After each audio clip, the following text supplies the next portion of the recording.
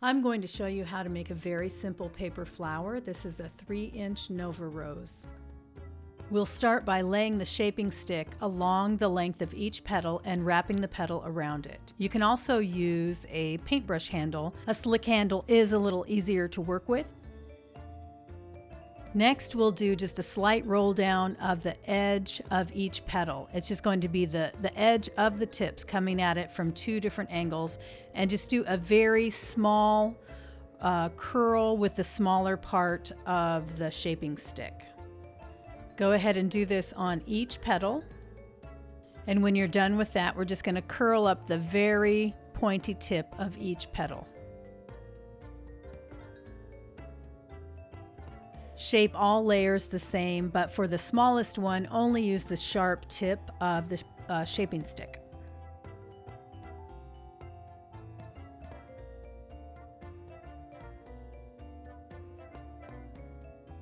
And don't forget to flip up the tips.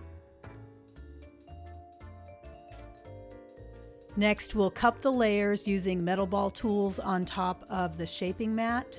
And the bottom layer we want to be the most open, so as we come to the top layers, we're going to apply more pressure and also move to a smaller size ball.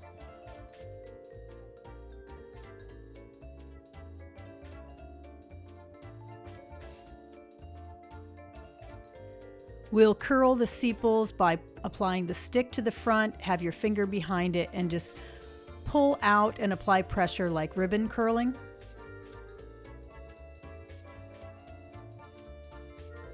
Bend about 1/4 inch on the end of the bind wire, and then we'll push that up through the bottom of the sepals.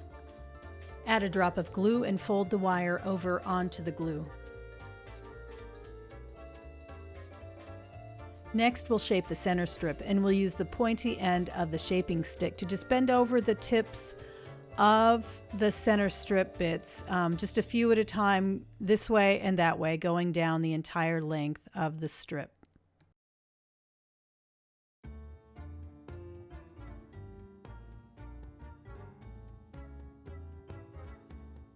Now we'll roll up the center strip using a quilling tool. There's a slot in the end that the end of this paper strip slides into, and we roll it up. And once we wrap it around the metal, add a tiny dot of glue. You can do this with a toothpick if you don't have a fine-tipped glue applicator. Then roll it up the rest of the way, keeping the pressure on it pretty firm so that it doesn't unroll. And then when you get to the very end, add another little bit of glue.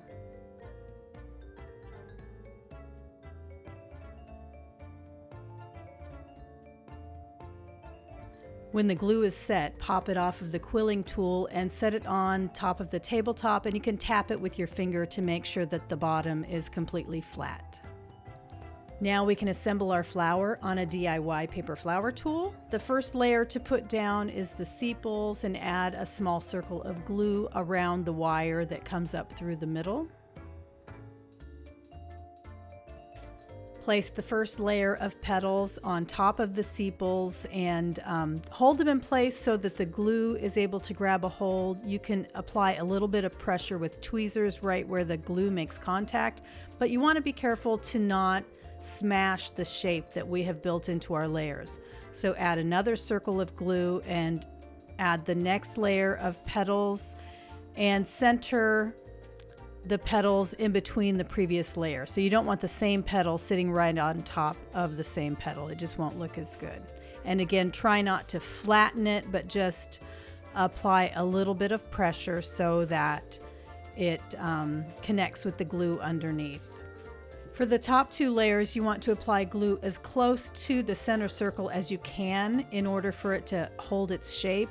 And if you don't have fine-tip glue bottle, again, you could use a toothpick to apply a small amount of glue really close to the center hole. Because if you apply the glue, if it gets too far out, when it dries, it will actually pull the petals down and you'll lose more of the shape. So it's just another way to kind of keep some of the shape that we have put into our flower. I would also let it set up for several minutes on the paper flower tool to let it dry before you try to remove it and add the center, because if you do it right away, it will really get smushed. Use your thumbs to open up the center a little bit, just kind of smushing and pushing the bits off to the side and open it up a little bit.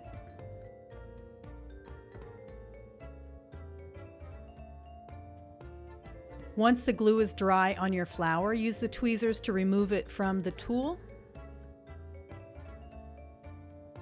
Add glue to place the center into. It needs to be a generous amount so that you're definitely getting good contact between the center and the top layer of petals.